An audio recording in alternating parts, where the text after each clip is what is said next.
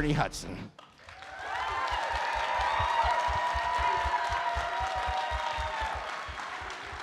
Right on the chair over there. Oh. Well, I know a lot of people want us to talk about Ghostbusters, but before we do that, I'm going to indulge myself and ask you about Wild Palms. You know, this was Oliver Stone had just done Platoon and done so many great movies like JFK, and so he did this mini-series that Bruce Wagner wrote for ABC that you're wonderful in with Dana Delaney. Anything you remember about doing it? Because I know Jim Belushi famously said, he said, I don't know what the heck I was doing. I have no idea what that script was about. I just said the lines. I kind of want to know, do you remember anything about it? It was so ahead of its time. Yeah, no, it was a mini-series that I didn't understand either, but about, I don't remember how many episodes we did, but about halfway through, I found out that I was gay, in love with Nick, I can't think of his last name. But yeah, suddenly the whole character, everything changed, and I was strung out on some. It was weird, but this is all kind of new, you know. So I get the script, and I'm like, wait, whoa, what? I'm ODing on something, but it was fun. It was a great group of people to work with, but yeah, yeah. I think so many of us who have been fans of yours for your whole career, we're so thrilled to see you become a regular in Quantum Leap a couple of years ago. Tell us about, obviously you were playing kind of a different character than Dean Stockwell, but it was a great, opportunity to do something really cool. It had a very devoted following, but not large enough, apparently. Can you tell us a little bit about your experience getting involved with Quantum Leap? Was that, at that point, was it an offer-only situation? Did you audition? Were you aware of the old Scott Bakula series? Well, I'm too old to audition. I don't do that anymore. That would have to be something I really, really wanted really badly. And the older I get, the less of those things there are. So yeah, I got a call, and they, asked me to, join the cast and be a part of it. And it was a character that was on the original series. And I was hoping, like everybody else, that Scott would, sign on. But I think the studio approached him after the fact, and he was like not interested. So, and there wasn't enough money. So, but I loved the original series, and I wasn't sure where they were going to go with it. It kind of changed a bit. But after 2 seasons, we were kind of finding our way, and I was hoping that the network would give us another year, because we were finally sort of zeroing in on what it was about. But the networks decided to, not back it. So I'm never surprised at this business, because anything is possible. Anything happens on a moment's notice, and suddenly it's like, oh, we're not doing anymore? Okay, so, but it was fun to do. I love the cast, Raymond Lee, who was the leaper in the show, is a wonderful actor and a wonderful man, and I just have so much respect for him. But it would have been great if it had really been given a chance, and if Scott had, been approached with respect, and in some way been involved with it. It would have been a lot better, but Well, you've had such a great career. You've done iconic movies, you've done a ton of television, you've done guest spots on, every significant TV show for the last 30, 40 years. You were Fantasy Island, The Incredible Hulk. Yeah. But you started out as a playwright, and I wonder how the transition for you, what was it, when did the acting bug, sort of bite you? How did you make that switch from wanting to be, a writer and theater to wanting to act? Well, I always wanted to be a writer. As a kid, I thought I'd end up being a writer. I got into college, that was sort of my main focus, but when I I left my hometown in Michigan, Benton Harbor, Michigan, went to Detroit, the big city, got into college, and I joined a couple of local theater groups. Concept East Theater was one of the groups, and it was community theater, so if you were part of the company, any given night, the actor might not show up, and so you had to step on stage and play his part, or the guy running the lights didn't show up, and so you kind of had to do everything. So acting was something I did on the side. It was just something that was fun to do. And I thought of that. I got a scholarship after Wayne State to go to Yale in the playwriting program, and somehow writing became hard. You know, I mean, I hate I went to Yale. I mean, I was there for a year. I was like, okay, this is. And when I went to Hollywood trying to get started as a writer, it was very difficult because everything was time oriented. And it was like, okay, we read the script, come back 2 months from now, change these things. It was just hard to, and I was a single dad. My marriage ended. I had 2 small kids who came with me, to my surprise, and I needed a job. Acting is immediate. So if I went on an audition and I got the job, I got paid. Even if they decided not to do it, they'd still have to pay you. Whereas with writing, it could go on a year and a half, and still you haven't made any money. So I just thought I'd deal with the writing later on. And now I'm old enough to, I just don't feel like doing it. You know what I mean? I'm like, you know, I'm so old now that it's like, why? Why do I want to do that? You know, you think about, once upon a time this would have been fun, but now it's like, nah, I'm not. That's what getting old is. Getting old is you have to convince yourself to move. You know what I mean? It's like this chair is really comfortable, and yeah, I could use some water, but that's a long way to walk. You know. So writing never really, you know, came back. Yeah.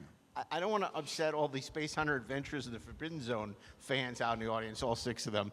But, you know, you're the best thing about that movie. I mean, Peter Strauss, Molly Ringwald, well, Michael Ironside is the overdog. Yeah. But tell me about, because this is long before 3D conversions. This was the short-lived heyday of, in the 80s, of like 3D films were coming back in a big way, and then died by 84. Can you tell us a little bit about shooting a 3D film? It was the time of big cameras and all that, and it was just, you know, a lot of expectations for this. It was Columbia Pictures. Yeah. Anything you remember about doing? Yeah, they thought, you know, somehow somebody decided to make it 3D.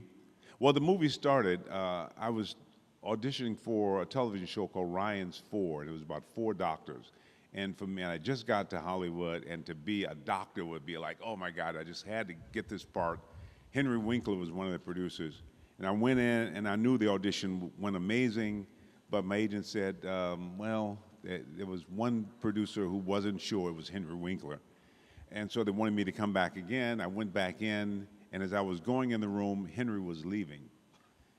And so, you know, so I didn't get the part, and I was really down about it. But my agent said, you didn't get that part, but you got this movie called Adventures in the Creep Zone.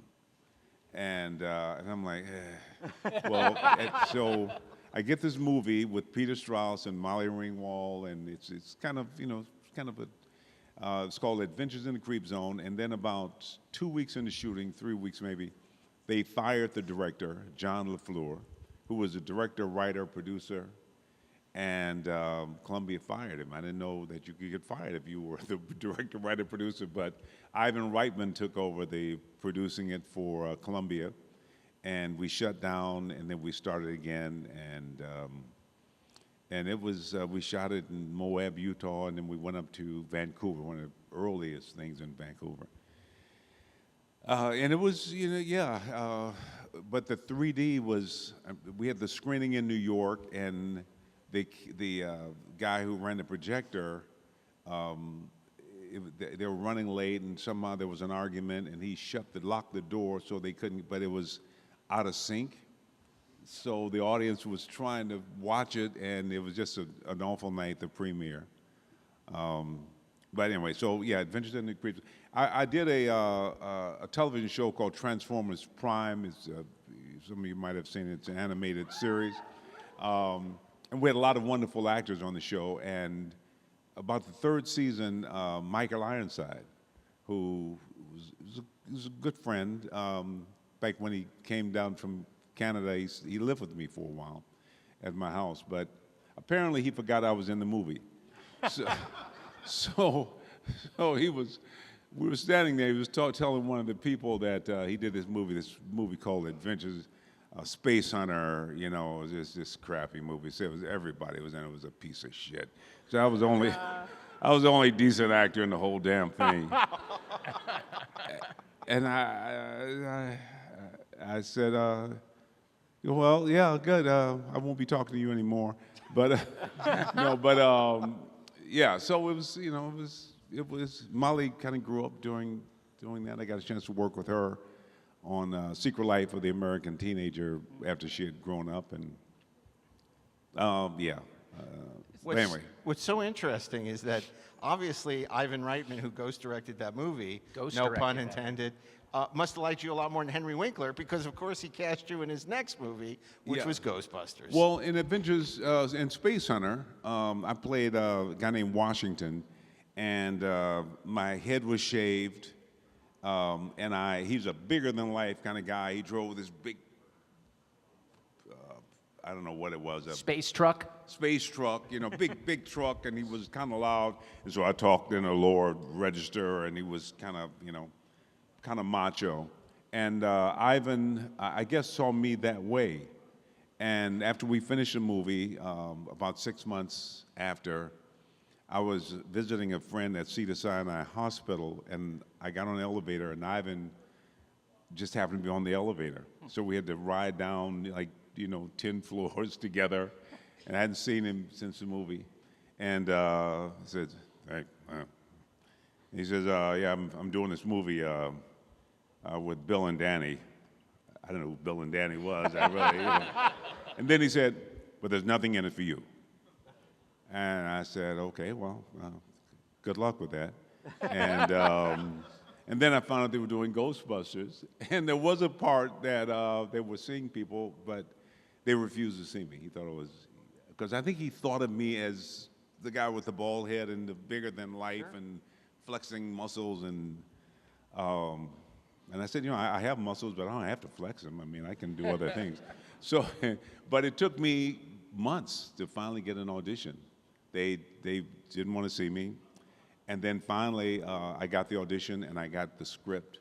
And I just thought, I got to do this role. I got to get this role. And I went in, and after 5 auditions and being put on, you know, doing screen tests and everything else, I finally got the role. But I think they reluctantly hired me. But you know, so it was a challenge. It literally, by the time I got the role after audition, I couldn't even get excited. I have my two older boys who are now 56 and 59.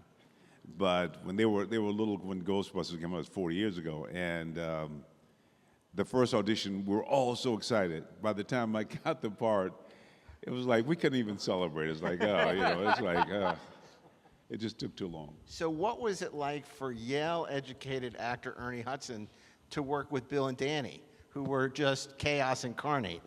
Well, the wonderful thing about going through Wayne State, which is where I really got most of my training, and working on theater, I had a theater of my own in Detroit, going to Yale, all the experience I had, I kind of know what I do, so I don't really go on a set thinking that I'm not bringing something to the table. So thankfully that was, because the guys were kind of very different and kind of almost like the Winston in the movie. You know, I'm watching these kind of weird guys do their thing, but I know what I do. So it was fun. And they all, you know, kind of, from day one, were all, you know,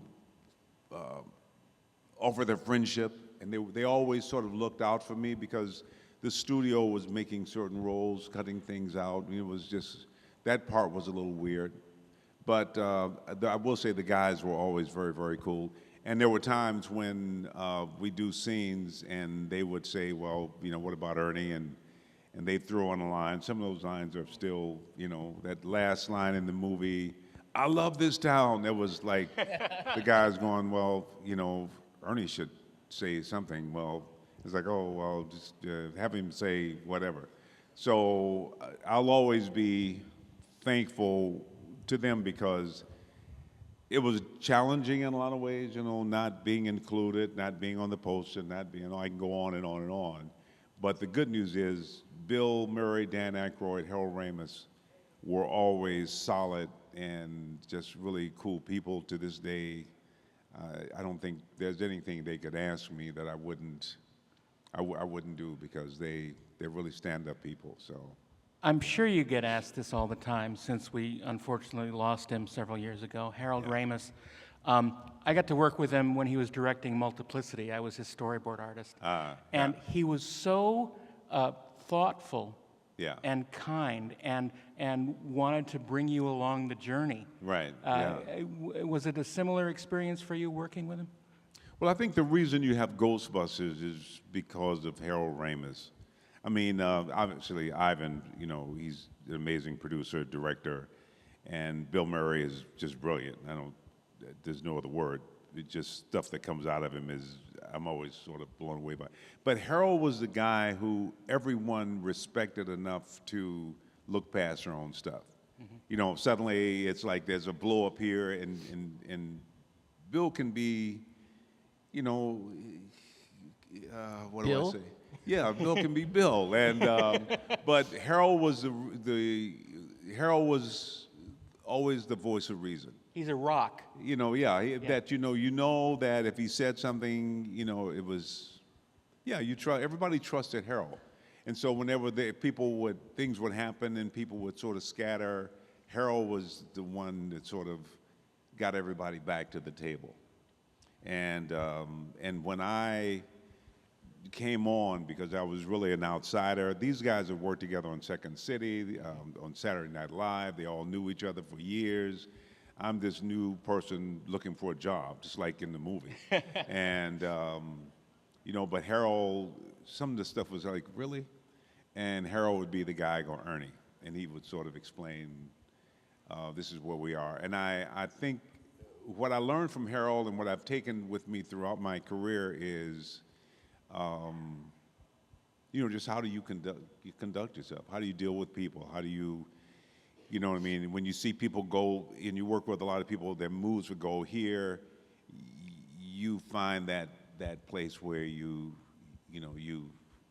calming, or it's not even calming, I'm not quite sure, but just how you conduct yourself. You find the level. You find a level. Yeah. How do you sustain? How do you live for another day? I've been doing this now for 60 years, acting on some level, theater or whatever, but how do you maintain a career with people who aren't necessarily balanced, who are probably high, and I don't know because they're just weird, but how do I keep my sanity? How do I keep myself from going off the deep end? And I think Harold was as perfect of an example of that as you could find. And it's such a remarkable ensemble, everybody from Sigourney Weaver to Rick Moranis to Annie Potts, and a man who's made a career out of playing a total dick, William Atherton. So can you tell us, and it's very convincing, tell us a little bit about working with some of the other cast as well, who were less frenetic, less chaotic, and what your expectations were, because people who aren't alive then don't realize Ghostbusters was huge. The logo was everywhere. The billboard was everywhere, that iconic logo. And, of course, the song, the Ray Parker Jr. song, has probably followed you around your entire life. And, Yeah. Nobody sing it. I love the song. I mean, I've never got tired of the song. It's I love it, and Ray Parker is a good friend, and he's made so much money. And I'm so happy, I walk into his house and I go, that's what a song will do for you. You know what I mean? It's like, Ray is, he's amazing, and I have a question about that. yeah. In the song, it says, I ain't afraid of no ghosts, which Right. is a double negative, of course. Right. So it means that you are afraid of some ghosts. Which ghosts would those be? Well, see, it depends on what community you come out of. So where I come from, I ain't afraid of no ghosts, mean I ain't afraid of no ghosts. But But I've always had a respect for ghosts. I understand. I've always, yeah, I believe something's going on that we don't know about, you know. I don't know if I believe in ghosts like you see in movies, you know, thank God. Well, Danny, not Danny smart. definitely does. But though. Danny believes all this stuff is out of Danny's world and his, you know, so he believes in a very real way, and I don't know. I don't want to see what he sees. You know, it's like, you know, friends, if you die before I do, please don't come back. I don't. You know, I love my wife, but you know, just in case, don't visit. You know. Then with the sequel, it took a while to convince the cast to come back. Obviously, it's a big paycheck, you know, sequel. But what were your feelings when the sequel came across your agent sent it to you and said, "Oh, they're doing a sequel. We want you back."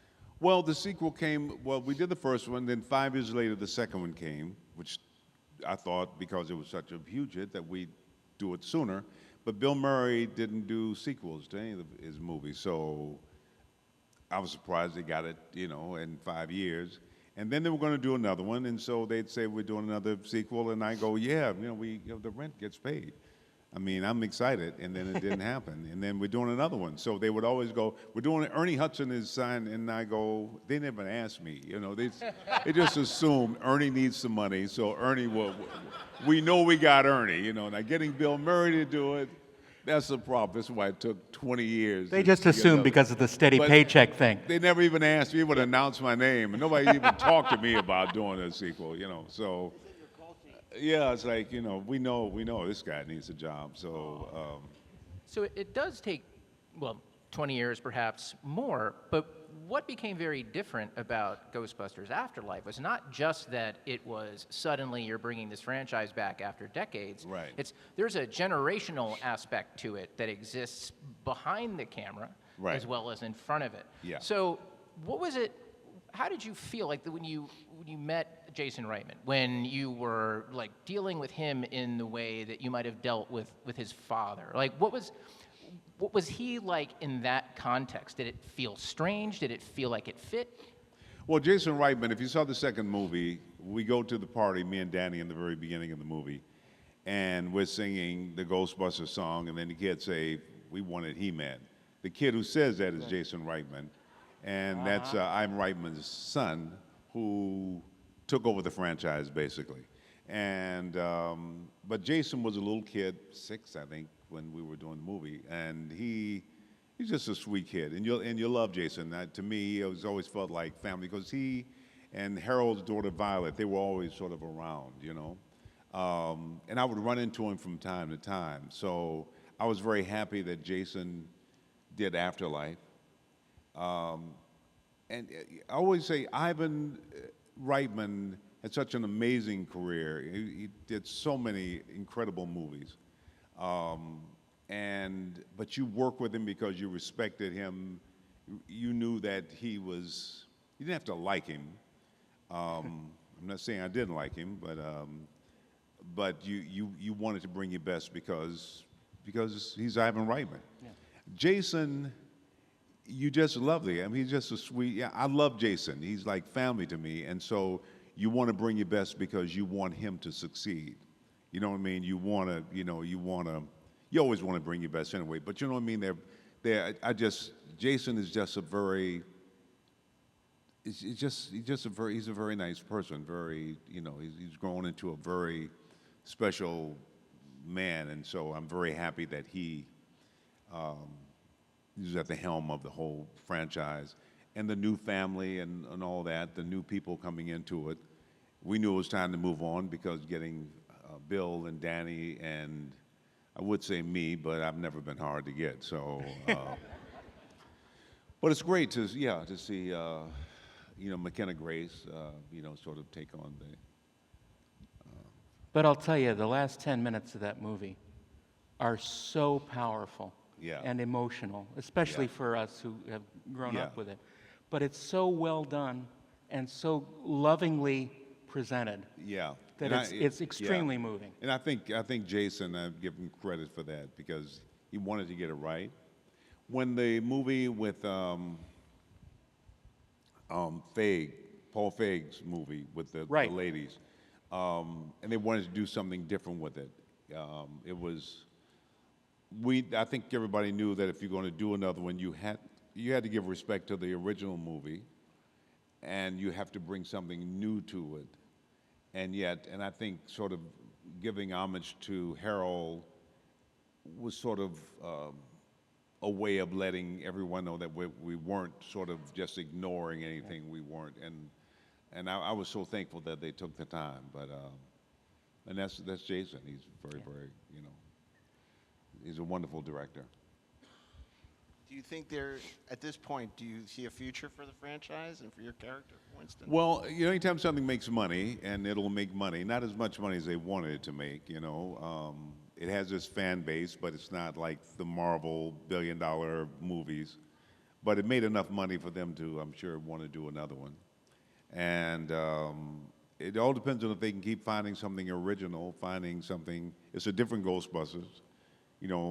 The mom is a Ghostbuster, which is something we couldn't conceive of in 1984. Certainly but not here my we- mom. No way. No, so it's a little different, but as long as they can be creative and it's relevant.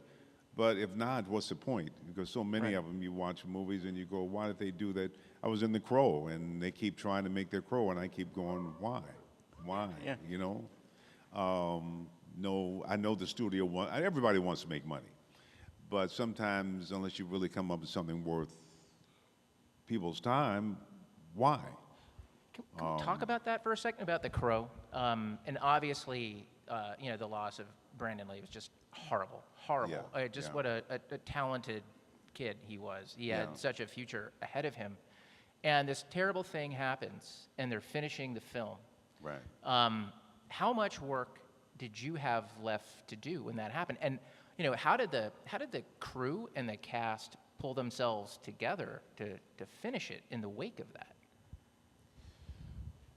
Well, when this accident happened and Brandon was, because what we do in movies, it's supposed to look really hard and scary and and dangerous, but nobody's supposed to get hurt. That's the kind of agreement. And when somebody actually dies, that's a little beyond belief.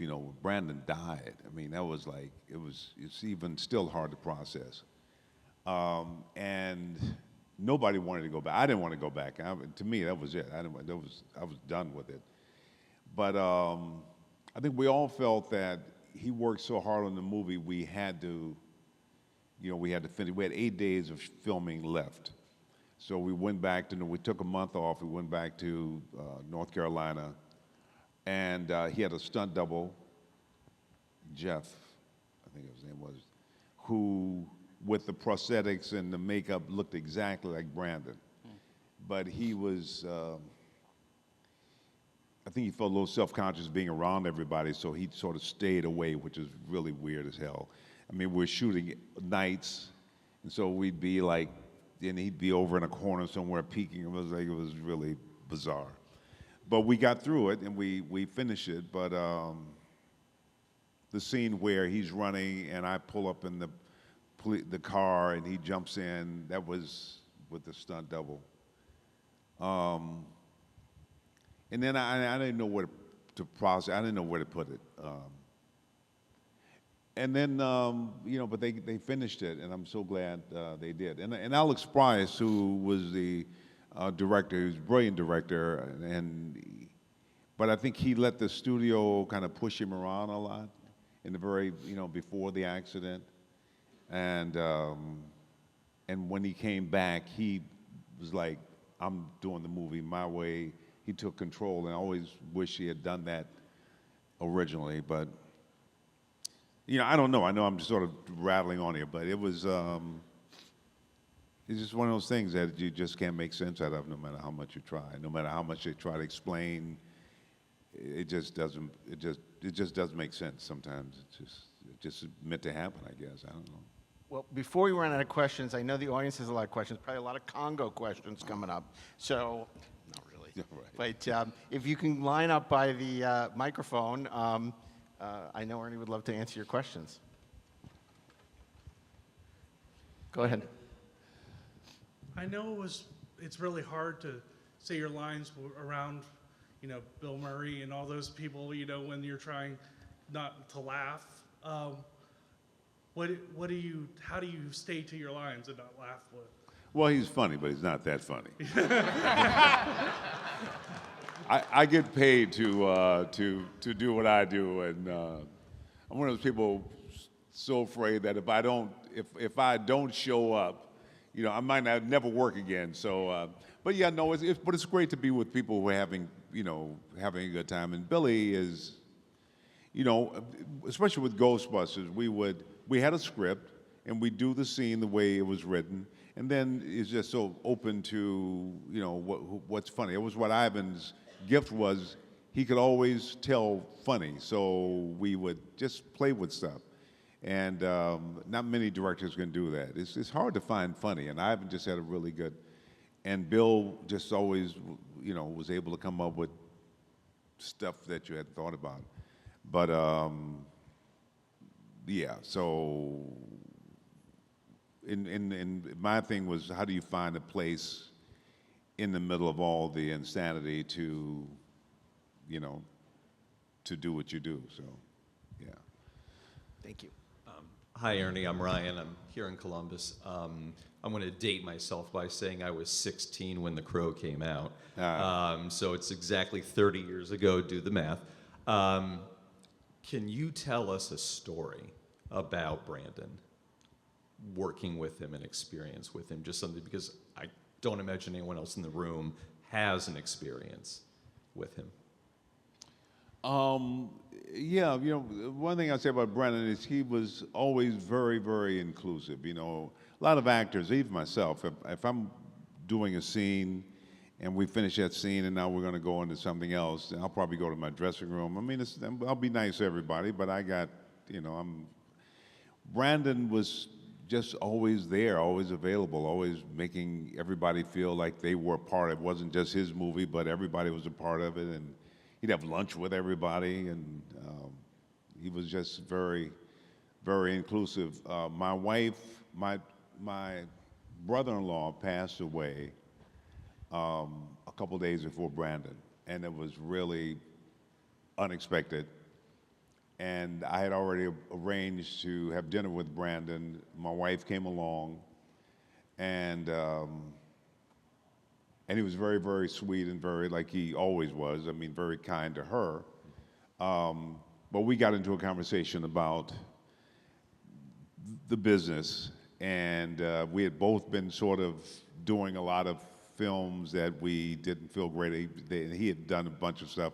I think it was some movie where he had Dolph Lundgren. He had Showdown in Little Tokyo? Yeah, Little Tokyo. We talked about, he had a line about how big his, he hated that. So, and I've done things where I've had lines where I'm like, somehow I got to make this work. But what was interesting about that dinner was he was trying to encourage me to hang in there, and then my day will come. And he said, "Well, look at me."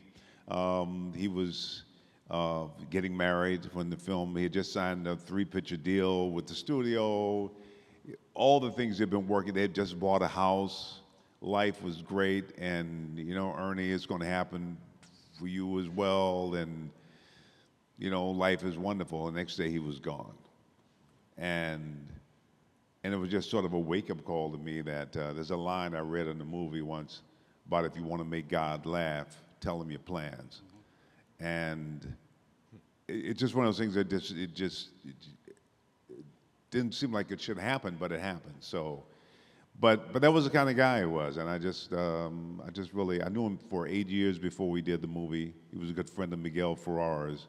We shot a series in Vancouver called Broken Badges, and I met Brandon there with me, and so, but he was just a great guy, Thank you for that. That movie is a masterpiece. Thank you. Thank you. Good question. Miguel Ferrer was another wonderful actor who died too soon. Yeah, Miguel. Yeah, Miguel was great. A good friend. Hi Yeah. guys. My name is Liz. Ernie, I love you in Little House on the Prairie. I know as a young person that probably shocked you. Oh. Do you have any memories of Michael Landon and working on Little House on the Prairie that you could share? Yeah, I only worked on the show for like one day, but but I was excited because it was Little House on the Prairie. I mean, as I just got to Hollywood, and I was like, yeah, well, I'm working with, the guy from Bonanza, yeah. So it was kind of cool, and I was on the set, and I had this scene, and finally now we get a chance. He's there, and I think the World Series was happening, and he wanted to rush a scene so he could get back to the game.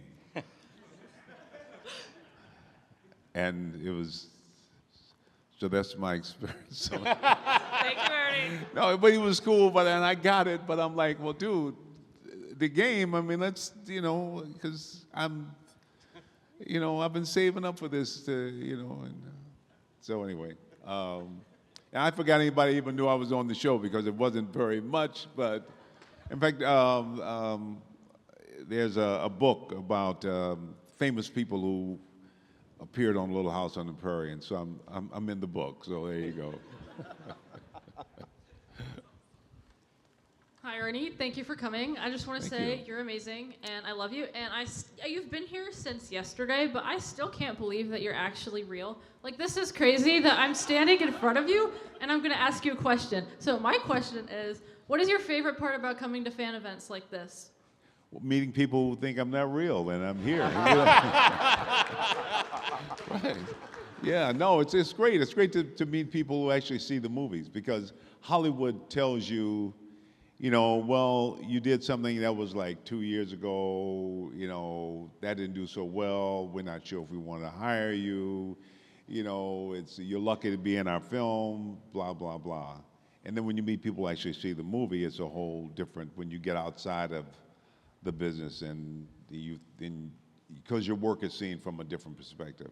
So I always love coming and meeting people who've seen movies. Some people have mentioned movies today that I had kind of forgotten. I even, one guy had a photo of a television pilot that it never got to the air. I didn't know anybody ever saw it, but he actually had a photo of it. So spent off on different strokes. And How much did he charge you not to release that photo? yeah, I'm sure. It was. I played an African named Kwame who was here. It was I don't know, it was a weird thing, but anyway, it was. I had forgotten about it. I've actually had arguments with people.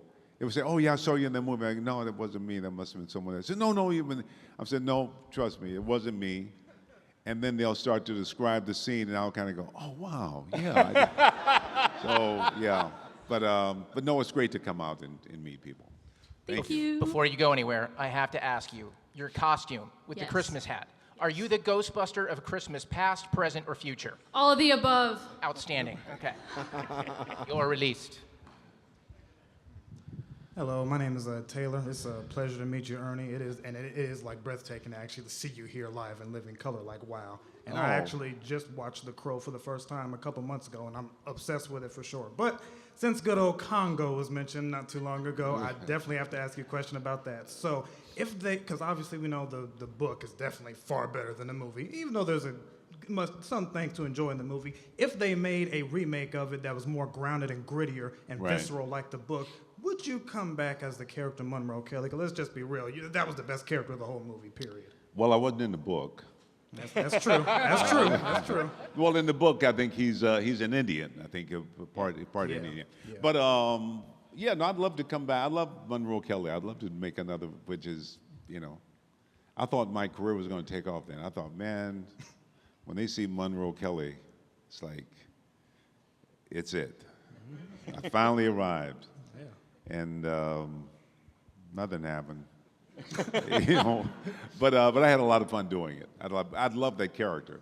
Oh, yeah. And I did think that there's been a few movies, and you think, funny, when you're in the business, you think, when this happens, when they see this, when I do this, when I get this role, then it's going to be, and it's just kind of day to day, You can't predict nothing. And you can't predict anything. You That's a can't double predict negative. anything. It is. Yeah, that's right. Yeah. Thank you. Thank you, thank you. Hello, I'm Gene from Chicago. Hey. And this is not my first time meeting you. Yeah. Instead of asking you a question, I like to share a great story about Ernie Hudson with this audience. But I can't stress, don't do this today. So 20 years plus ago, first time you're at Chicago, Right. when the Ghostbusters on Blu-ray just came out, you're my world. I love Ghostbusters. I'm actually on Comic Book Man defending the Ghostbuster toy line. And you were just everything to me. But I'm also old school. So I also had my original VHS Ghostbusters that I had when I was a kid. I only had enough money for one ticket. And I made you choose between either the new or the old. Ernie signed them both. Oh. Thank you. Oh, And you were the first to ever do that, and you'll always be. Thank you so much. Well, thank you. Thank you. That, yeah. Good. Thank you. I appreciate it. It's always nice to hear the good stories about you. You know. But don't do that now, people. Please, pay him the money. Last question. Well, first I want to answer one. The name you were searching for before is Mancuso. Nick Mancuso. Nick Mancuso, yeah. Yeah, he was, yeah, we were, yeah. Right. It was, yeah. And finally, all throughout where you've been talking to us, you've always come off as being incredibly grounded and very focused in your career. Did you get any advice that has helped you to be the actor that you've been? And I love you and everything else, so thank you for that.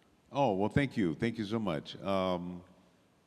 You know, when I grew up in Benton Harbor, Michigan, it's a poor town, one of the poorest towns I've read someplace.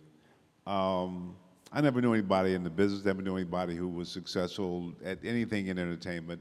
Never thought I'd be an actor or anything. Dreamed about writing someday, you know. Finally, never thought I'd even go to college. I got married right out of high school. Well, I went to the Marine Corps, and I was out after 10 weeks, and then I got married, and my life was over.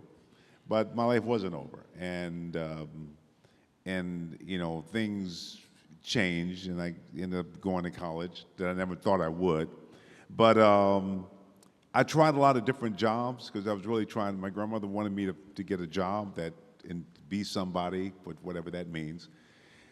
And so I tried these jobs, and I was always really bad at them. So I always felt like I was going to get fired, you know, as soon as people knew. But I had a family, and then by accident I saw a play. I just happened, my wife and I had an argument, and I just had to get out of the house, and I got in my car and I drove around. I was in Detroit, and I drove past this building, and there was a lineup of people outside this building, and out of curiosity, because I didn't want to go home, I just parked the car and asked what they were in line for. And they were standing in line at the Detroit Repertory Theater to see a play. And I'd never seen a professional play, I mean, you know, in school or something. But so I got in line and went in the theater, and I sat down, not sure what to expect. And it was called Papa's Daughter.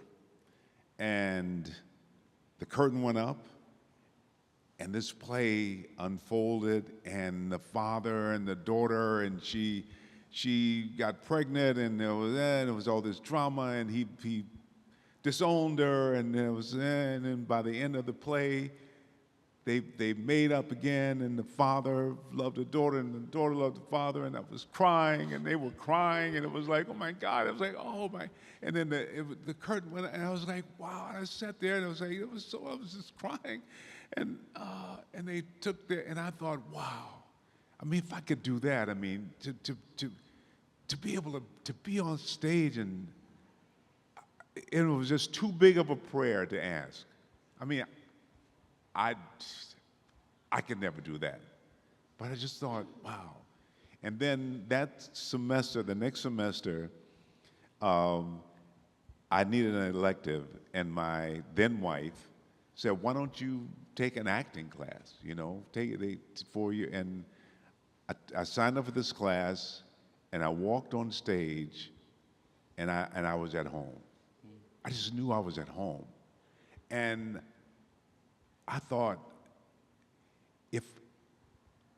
if I could do this, if I could do this, and God, if you bless me to be an actor, I mean, I will show up on time. I'll take it serious. I'll just please. That's all I'm asking for. Now I should have asked for money. You know what I mean? But it was, and so that was it. That's how I became an actor, and I didn't know what it meant. I didn't become an actor to be a star or whatever. You think about those things, but to be able to tell stories, to be able to, yeah, and that's why I'm here, and that's still my prayer. I mean, this is it's what I do. So. Well, people say that Henry Winkler is the nicest man in Hollywood, but we've learned he's not so great. But you are Ernie Hudson, and thank you so much for an amazing conversation. This is wonderful, Good. And we appreciate it. Yeah, and I appreciate you guys. I appreciate you actually being here and sitting through. Every time I do one of these things, I wonder who will be there. You know, so I'm always happy when somebody's in the audience. But thank you guys for showing up, and I'm so thankful to be here in Columbus. Thankful to be here with you guys, and just having a great time. So appreciate it. Appreciate you guys. Thank you. And don't go anywhere. So in great GalaxyCon tradition, we do an audience selfie, which means that you all have to come forward, pack dangerously close to the front of the stage, so in the event of a fire, you have nowhere to go. And you're going to take a selfie with Ernie, and it's going to be great.